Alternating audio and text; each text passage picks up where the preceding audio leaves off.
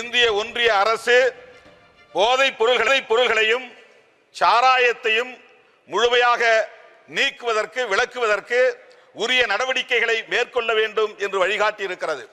அதன் அடிப்படையில் 1954 ஒரு கமிட்டி உருவாக்கப்பட்டது, மதுவிலக்கு விசாரணை குழு.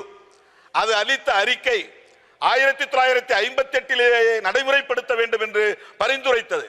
ஆனால் இந்திய ஒன்றிய அரசு இதுவரையில் அதை நடைமுறைப்படுத்துவதற்கு எந்த முயற்சியையும் மேற்கொள்ளவில்லை.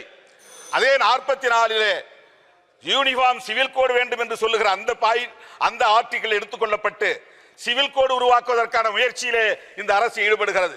ஆனால் 47 பொருட்படுத்தவில்லை.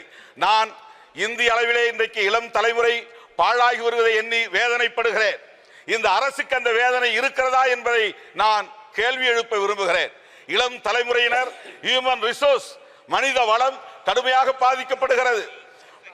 போதைப் பொருள்கள் இந்தியா முழுவதும் இங்கும் அங்கும் என்று அங்கொன்றும் இங்கொன்றுமாக இல்லை, ஒரு குறிப்பிட்ட மாநிலங்களில் மட்டும் இல்லை, இந்தியா மாநிலங்கள் அனைத்திலும் போதைப் பொருள்கள் மிக தாராளமாக புழக்கத்தில் இருக்கின்றன. கள்ளச்சாராயம் காய்ச்சப்படுகிறது. 4 மாநிலங்களை தவிர எல்லா மாநிலங்களிலும் அரசு மதுபானங்களை விற்பனை செய்கிறது. இது நாட்டுக்கு செய்கிற மிகப்பெரிய துரோகம், இளம் தலைமுறைக்கு செய்கிற துரோகம், மனித வளத்தை சிதைக்கிற ஒரு நடவடிக்கை. எனவே தேசிய மதுவிலக்கு கொள்கையை ஒரு கொள்கையாக இந்த அரசு கொண்டு வர வேண்டும். இந்தியா முழுவதும் மதுவிலக்கை நடைமுறைப்படுத்த வேண்டும், போதை புழக்கத்தை தடுக்க வேண்டும் என்று வேண்டுகோள் விடுத்து இந்த வாய்ப்புக்கு நன்றி கூறி அமர்கிறேன். நன்றி, வணக்கம்.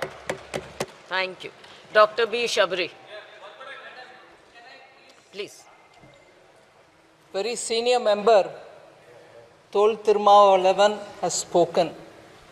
I'll say this, if you allow me, both in English and Tamil. He is requesting the Union government to invoke provisions given in the Constitution, particularly referring to the preamble, to bring in prohibition and also to ensure that there are no drugs in the country. A very noble cause.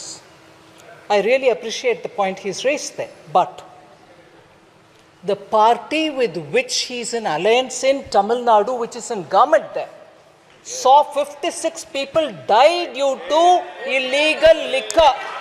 He should first preach there. He should first preach there. He should first talk there. Drug is rampant in Tamil Nadu.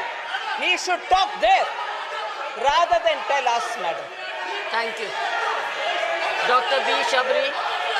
Dr. B. Shabri.